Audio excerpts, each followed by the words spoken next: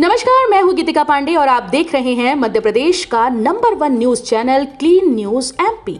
चलिए देखते हैं मध्य प्रदेश की सभी शाम तक की मुख्य खबरें फटाफट अंदाज में।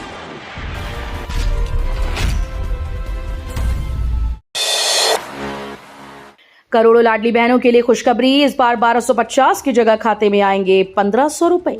मुख्यमंत्री लाडली बहना योजना की 1.27 करोड़ लाडली बहनों के लिए खुशखबरी है। जुलाई का महीना लग गया है और जल्द ही योजना की 26वीं किश्त जारी की जाएगी। खास बात यह है कि किश्त के साथ बहनों को रक्षाबंधन का तोहफा भी मिलेगा। मोदी सरकार की घोषणा के अनुरूप जुलाई में योजना की तय राशि 1250 के अलावा बहनों के खाते में शगुन के तौर पर 250 रुपए अतिरिक्त भेजे जाएंगे।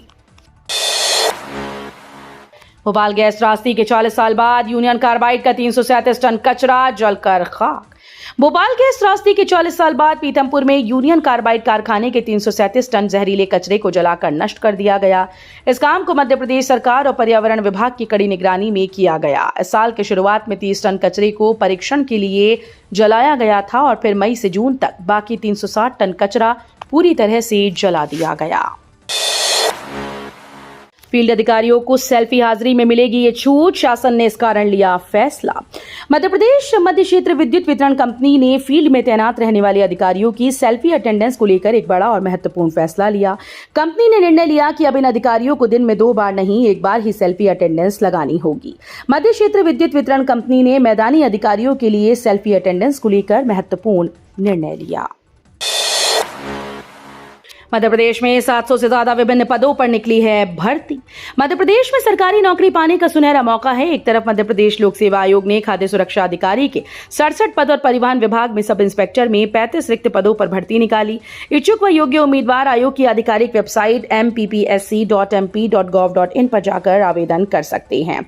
दूसरी तरफ MP power generating company limited ने ITI ट्रेनी के पदों पर भर्ती निकाली है। एमपी पुलिस को नहीं, BSNL पर भरोसा, बदली जा रही 80,000 पुलिसकर्मियों की सिम। BSNL पर अब मध्य प्रदेश पुलिस को भरोसा नहीं रहा। इसकी वजह है BSNL का खराब नेटवर्क। अब तक प्रदेश भर के पुलिस अधिकारी और पुलिसकर्मी BSNL की ही CUG सिम का उपयोग कर रहे थे, लेकिन अब पुलिस की सभी सिम एयरटेल नेटवर्क पर पोर्ट हो रही हैं। प्रदेश भर में करीब 80,000 पुलिसकर्मियों की सिम बदली जाएगी। हेमंत खंडेलवाल चुने जा सकते हैं मध्य प्रदेश भाजपा के नए अध्यक्ष। भारतीय जनता पार्टी ने नए प्रदेश अध्यक्ष के चुनाव की तैयारियां शुरू कर दी हैं। केंद्रीय नेतृत्व की स्वीकृति के बाद प्रदेश चुनाव अधिकारी विवेक नारायण शेजवलकर ने सोमवार को भाजपा प्रदेश अध्यक्ष के लिए चुनाव कार्यक्रम की अधिसूचना जारी कर राज्य निर्वाचन मंडल की सूची का प्रकाशन भी कर दिया है। मध्य प्रदेश में फिर शुरू होगा झमाझम का दौर। मौसम विभाग के अनुसार मध्य प्रदेश में एक बार फिर से भारी बारिश का दौर शुरू होने जा रहा है। मौसम विभाग के अनुसार वर्तमान में बंगाल की खाड़ी में एक कम दबाव का क्षेत्र सक्रिय है। इससे जुड़ा एक चक्रवाती घेरा भी वायुमंडल में फैला है। 2 दिनों में इसके उत्तर उड़ीसा, गंगीय पश्चिम बंगाल और झारखंड की ओर बढ़ने की संभावना है। विकसित होंगे 313 वृंदावन ग्राम, ग्रामीणों की आय बढ़ाने के प्रयास भी।